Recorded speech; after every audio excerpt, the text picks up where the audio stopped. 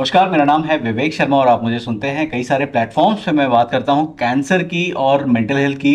और जब हम कैंसर की बात करते हैं तो आप जान रहे हैं, काफ़ी समय से आप मुझे फॉलो करते हैं और देखते हैं कि कैसे हम कंटेंट क्रिएट करते हैं, डॉक्टर से बात करते हैं, इंस्टीट्यूट में जाते हैं और आपके लिए वैलिड ऑथेंटिक इन्फॉर्मेशन लेकर आते हैं, सो दैट आप गुमराह ना हो जाएं कहीं किसी ऐसी न्यूज़ की वजह से, या जो आजकल सोशल मीडिया पे और दुनिया भर की जगहों पे जो अनऑथेंटिक जो कंटेंट फ्लोट होते हैं।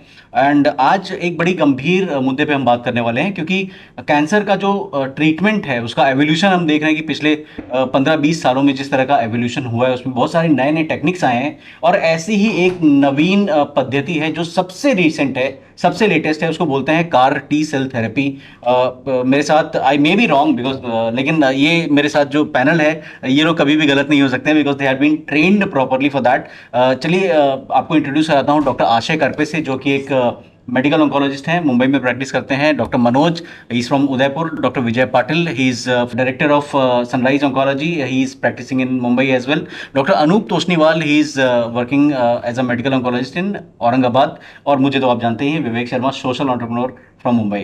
डॉक्टर साहब, हमें पहले ये बताइए डॉक्टर आशय कि ये जो कार टी सेल थेरेपी है, इसको कार टी सेल थेरेपी क्यों बोलते हैं? क्या है ये, मतलब कौन सी कार है? सो ये कार ड्राइव करने ही वाली होती है, बड़ी अलग चीज़ ड्राइव कर लेती है। It is known as a chimeric antigen receptor T cell.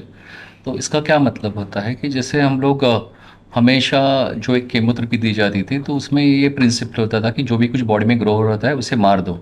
Hmm. So that is the reason आप केमोथेरेपी जब देते हैं तो देखते बाल चले जाते हैं या नेल्स काले पड़ जाते हैं, you will see some skin changes, जी। क्योंकि जो भी चीज़ें ग्रो हो रही है वो अफेक्ट होने लगती है। But CAR T cell it is designed कि ये जो सेल्स है ये कैंसर को मारने के लिए जैसे कमांडो ट्रेन करते वैसे होता है। So that okay. Is car is a full form of chimeric antigen receptor. तो ये क्या होता है कि हर कैंसर सेल्स में कुछ एक यूनिक एंटीजन होता है जो उसको रिप्रेजेंट करता है कि ये अलग है हमारे बॉडी के सेल्स से। अगर हम लोग इसको आइडेंटिफाई कर पाए तो क्या क्या ऐसा हो सकता है कि अगर हम लोग दो तरीके से कार टी सेल होते हैं, अल्फा बीटा और गामा डेल्टा, तो उसमें हम लोग क्या कर सकते हैं उसमें एक। अच्छा, कार टी में भी हाँ भैया, तो वेरिएशंस अभी है? होंडा वाह। है, टोयोटा वैसे ही होते हैं। तो यहाँ पे भी जो दो कार टी सेल्स जो होते हैं तो इसको दो तरीके से किया जा सकता है। एक तो हम लोग जो ऑटोलॉगस कार होता है वो पेशेंट के ब्लड से लिया जाता है और उसके ऊपर प्रोसेसिंग किया जाता है वायरस वेक्टर से, उनको ट्रेन किया जाता है कैंसर को किल करने के लिए। और इसके एडवांटेजेस ये बहुत स्पेसिफिक होता है, बट डिसएडवांटेजेस ये बनाने में एक अरसा लग जाता है, जैसे 4 से 5 हफ्ते लग सकते हैं। और कैसे पेशेंट फिट होना चाहिए उसके बॉडी के सेल्स लेके और ट्यूमर को ट्रेन के लिए, जो एक थोड़ा प्रोसेसिंग टाइम होता है उसका। जो दूसरे होते हैं एलोजेनिक कार जो होते हैं, जो हेल्दी डोनर से डिराइव किए जाते हैं। अब ये एक्चुअली स्पेसिफिक, मतलब ये स्पेसिफिक नहीं होते, तो अब इनके इंडिकेशंस काफ़ी ब्रॉड होते हैं और ये यूज़ किए जाते हैं। तो ये जो कार टी सेल्स होते हैं ये कैंसर को मारने के प्रोसेस को ड्राइव करते हैं। So definitely they are CAR in their own fashion, but ये एक अतिशय उच्च तरह की इम्यूनोथेरेपी है ओके। जो बिसाइड्स केमोथेरेपी ऐसे सिचुएशन में होती है कि जहाँ पे सारी चीज़ें फेल हो चुकी है वहीं पे काम करती है। Amazing. Quite a new understanding कि मतलब एक तरह से हमारे शरीर से ही हमारा ही एक पार्ट निकाला जाता है कुछ मामलों में, उसको री इंजीनियर किया जाता है और उसके बाद वही दवाई बन जाती है। अमेजिंग।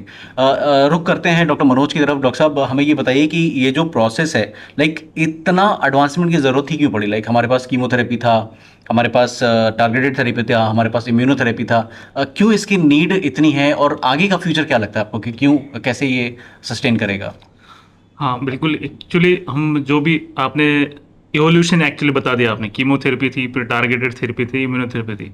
हर किसी थेरेपी का अपना एक लिमिट है सक्सेसफुल होने का। जैसे कि हम कीमोथेरेपी में एडवांस सिचुएशन में बोलते हैं कि 30% 40% पेशेंट में आराम होता है, बट इसका मतलब ये भी हुआ कि 60% नहीं होगा। जब हम टारगेट ऐड करते हैं तो ये थोड़ा सा इंक्रीमेंटल बेनिफिट मिलता है, फिर इम्यूनो ऐड करते हैं तो और इंक्रीमेंटल बेनिफिट मिलता है। लेकिन ये सारी चीज़ें 100% गारंटीड किसी में भी नहीं है। इवन इन कार टी उसी डायरेक्शन में एक और अगला कदम है, जहाँ पे हम सारे लाइंस फेल होने के बाद एक नया तरीका है, जबकि पेशेंट को कुछ हद तक कुछ पेशेंट्स में हम क्योर लाने की उम्मीद दे सकते हैं। ऑसम। चलिए जानते हैं डॉक्टर विजय पाटिल से कि डॉक्टर साहब, ये जो कार टी इतनी एडवांस जो थेरेपी है, इसको कैसे एक्सेसिबल, क्योंकि जैसे भी जो भी हम थेरेपीज देखते हैं, पहली चीज़ तो ये कितने प्रतिशत पॉपुलेशन में ये काम करती है, क्या ये सबके लिए है, एंड दूसरी चीज़ कैसे हम इसको एक्सेसिबल बना सकते हैं? ऐसा है विवेक कि जब हम कार्टी की बात करते हैं, कार्टी एक शब्द है, जैसे कीमोथेरेपी एक शब्द है। तरह तरह के कीमोथेरेपी के मॉलिक्यूल्स होते हैं, उसी तरह तरह तरह की कार्टीज होती है। और हर कार्टी का जो सक्सेस रेट होता है वो डिपेंड करता है कि कौन सी बीमारी में दिया जा रहा है, कौन से स्टेज में दिया जा रहा है, पहले जो ट्रीटमेंट मिली है उसके क्या इम्पैक्ट रह चुके हैं, पेशेंट की जनरल कंडीशन कैसे है। तो ये 4 से पॉइंट इंपॉर्टेंट बातों इसका सक्सेस रेट निर्भर करता है। अभी इन जनरल जो ब्लड कैंसर्स है, जैसे ल्यूकीमिया, लिम्फोमा, इससे जो कार्टी के सक्सेस रेट्स हैं वो काफ़ी हाई होते हैं। ये लगभग 70 to 80% के रेंज में जाते हैं और 5 साल तक लगभग 45 to 50% पेशेंट ठीक रहते हैं इससे। जो माइलोमा में होता है उसका रिस्पॉन्स रेट, मतलब माइलोमा को कम करने की उसकी क्षमता लगभग 100% है और कंप्लीटली डिसअपीयर करने की क्षमता लगभग 50% है। 5 साल तक इसमें भी अराउंड 40% पेशेंट ठीक रहते हैं। अभी ये कार्टीज़ है 2 तरह के जिनको FDA के अप्रूवल मिल चुके हैं। अभी बहुत सारे कार्टीज़ अंडर डेवलपमेंट है जिनने काफ़ी ज़्यादा प्रॉमिसिंग रिजल्ट्स दिखाए हैं उन सिचुएशंस में जहाँ पे लगभग ट्रेडिशनल थेरेपी की सक्सेस रेट 5% या उससे कम होती थी। ऐसे इन जनरल सॉलिड ट्यूमर में जो कार्टीज़ की डेवलपमेंट आई है, इनकी success rate in the range of 15 to 20% ही है। सुनने में कम लगता है, बट जब आपका स्टैंडर्ड ट्रीटमेंट एग्जॉस्ट होने के बाद सक्सेस रेट लगभग ना के बराबर होती है या 1 or 2%, उसके हिसाब से ये बहुत बड़ा जंप है। जैसे जैसे टेक्नोलॉजी और एडवांस होगी, हायर जनरेशन ऑफ कार्टीज़ बनेंगे और इस पर और रिसर्च होगा, उस वैसे वैसे ये उम्मीद कर सकते हैं कि इसके सक्सेस रेट और बढ़ते हुए जाएंगे। अभी कौन से पेशेंट्स के लिए कार्टी के लिए होता है? कार्टी किसी भी पेशेंट को तब दिया जाता है जब इसकी स्टैंडर्ड थेरेपी एग्जॉस्ट हो जाती है, मतलब स्टैंडर्ड जो कीमोथेरेपी रेजिमेंट देते थे वो ऑप्शंस एग्जॉस्ट हो गए, मतलब वो अनसक्सेसफुल रहे, तभी कार्टी दिया जाता है। जैसे मल्टीपल माइलोमा में CAR T 4 lines of therapy fail होने के बाद देनी होती है। ल्यूकीमिया, लिम्फोमा में कार्टी फर्स्ट लाइन ऑफ जो क्यूरेटिव ट्रीटमेंट था वो फेल होने के बाद सेकेंड लाइन के आगे आप दे सकते हैं। सॉलिड ट्यूमर्स में ये तभी देनी चाहिए जब सारे ट्रीटमेंट के ऑप्शंस एग्जॉस्ट हो चुके हैं और पेशेंट को कोई क्लिनिकल ट्रायल का भी ऑप्शन मिल नहीं रहा है, तब फिट पेशेंट में ये देनी चाहिए। अभी ये कैसे एक्सेसिबल हो सकती है? देखिए, होता क्या है कि हम हर बार सोचते हैं कि हम इस पर रेट कैपिंग कर दे या रेट टैग ला दे तो ये फिजिबल हो जाएगी, सबको मिल जाएगी। ऐसा होता है विवेक कि ये टेक्नोलॉजीज़ है, ये बनाने में भी एक लागत लगी रहती है, इसकी मेहनत जो जिनमें की उनकी भी एक लागत लगी होती है। अगर आप बहुत ज़्यादा रेट कैपिंग कर देते हो तो ये टेक्नोलॉजीज नई नई कोई डेवलप नहीं करेगा। क्यों महंगे होते हैं? ये सारे टेक्नोलॉजीज डेवलप बाहर होते हैं, जब इंडिया में आते हैं तब इसके ऊपर GST लगता है। तो मैं आपके प्रोग्राम के माध्यम से सरकार को अपील भी करना चाहूँगा कि जो इम्पोर्टेड ड्रग्स है और जो इस तरह के सेलुलर थेरेपीज़ है, CAR T, gamma delta T cells या टिल्स जो कहते हैं ट्यूमर इन्फिल्ड लिम्फोसाइट्स या दूसरे MDSCs, इन पे अगर हो सके तो हम 12% का जो GST लगाते हैं और इम्पोर्ट ड्यूटी जो लगाते हैं, अगर वो कम कर दे तो ये और एक्सेसिबल हो जाएंगे। बट सबसे ज़्यादा एक्सेसिबल ये तब होगी जब ये इंडिया में मैन्युफैक्चर होना शुरू हो जाएंगे और इंडिया में इसका मास प्रोडक्शन होना शुरू हो जाएगा, तभी ये चीज़ें। जैसे मैं एक आपको उदाहरण देता हूँ, हम सब आज टेलीफोन यूज़ करते हैं। तुम्हें याद होगा 20 साल पहले जब मोबाइल आया था, एक कॉल रिसीव करने का 16 रुपया होता था, उस ज़माने का 16 रुपया।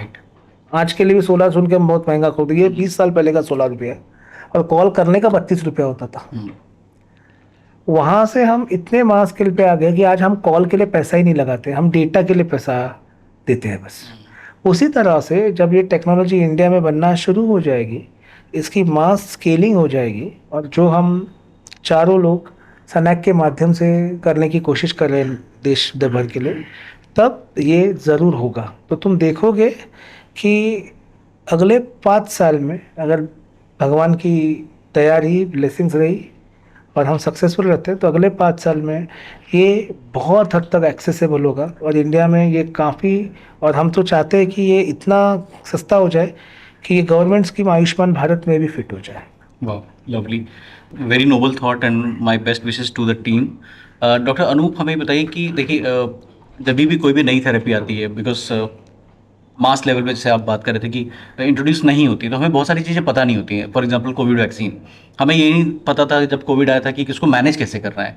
सो ये जो कार टी सेल थेरेपी है या जो गामा डेल्टा थेरेपी है, तो इसके साइड इफ़ेक्ट्स भी हैं कुछ पोटेंशियल, और किस तरह के साइड इफ़ेक्ट लोगों को एक्सपेक्ट करने चाहिए?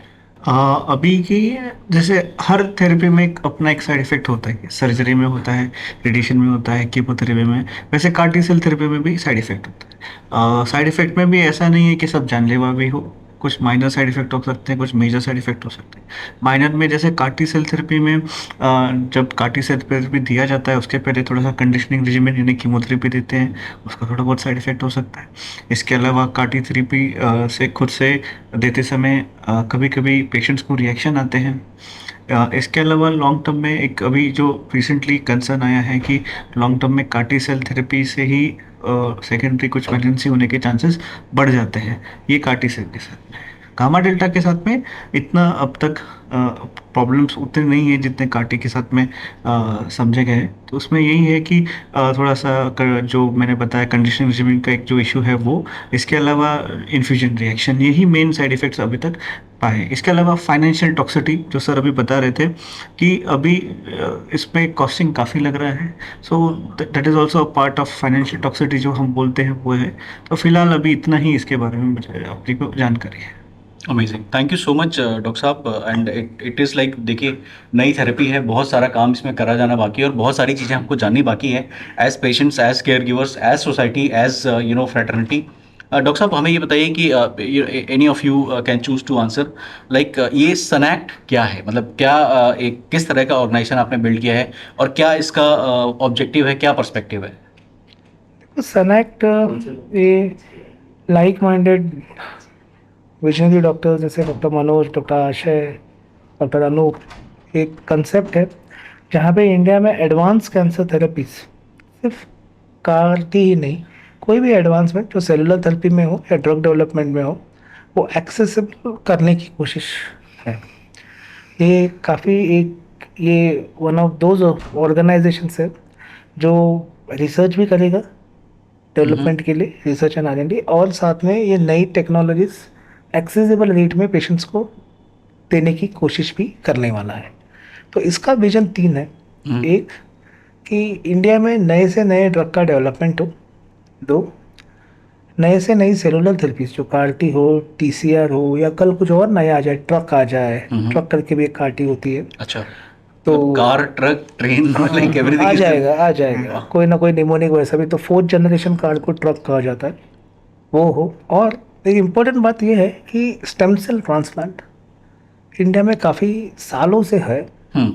तो मैं ICMR की 2017 में रिपोर्ट आई थी कि इस देश में लगभग साल में 500 ट्रांसप्लांट भी नहीं होते, और ये काफ़ी दुख की बात है। करेक्ट। हमारे यहाँ पे बहुत मेजर गवर्नमेंट हॉस्पिटल्स, हम चारों में से 3 जन टाटा मेमोरियल हॉस्पिटल से ट्रेंड है, और सब जानते हैं कि वहाँ की वेटिंग लिस्ट 9 महीने से 12 महीने होती थी। यहाँ तक कि टायर 2, टायर 3 सिटी में इसकी अवेलेबिलिटी नहीं थी। डॉक्टर अनूप जैसे डॉक्टर ने जाके अभी औरंगाबाद में भी स्टेम सेल ट्रांसप्लांट करना शुरू किया है, डॉक्टर मनोज उदयपुर में भी स्टेम सेल ट्रांसप्लांट कर रहा है। बट इसका ये इंडिविजुअल एफर्ट्स है, अभी इनको सिस्टमेटिकली करना है।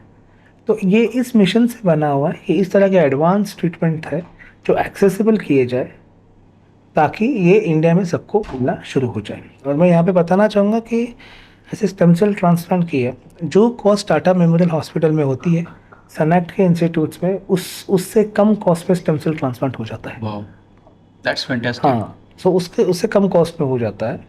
So the idea here is कि हम कोशिश कर रहे हैं, और भगवान करे हमें सफलता है, कि इस तरह के एडवांस ट्रीटमेंट हम एक्सेसिबल फॉर्मेट में पेशेंट्स के लिए ले आ पाए। Amazing. I had been, having a privilege to this launch of Sanac today, and I heard आपके जो mentors थे, जो dignitaries थे, उन लोगों ने काफ़ी अच्छी अच्छी बातें कही, not because they are just professionally associated with you, शायद उन्होंने और मैंने भी बहुत क्लोजली आपकी मेहनत देखी है, कैसे आप लोगों ने एक टीम बनाई है out of nowhere and kind of you try to solve cancer patients problems and you have big vision and our best wishes are with you and we wish you all the best. And आप कहीं मत जाइएगा, हमारे साथ बने रहिएगा, हम और ढेर सारी इन्फॉर्मेशन लेकर आएंगे कार टी सेल थेरेपी के बारे में, ट्रक के बारे में, और अगर कभी ट्रेन आती है तो उसके बारे में भी। Thank you so much, you are watching me Vivek Sharma, social entrepreneur, only on ऊहापोर। Thank you. Thank you very much.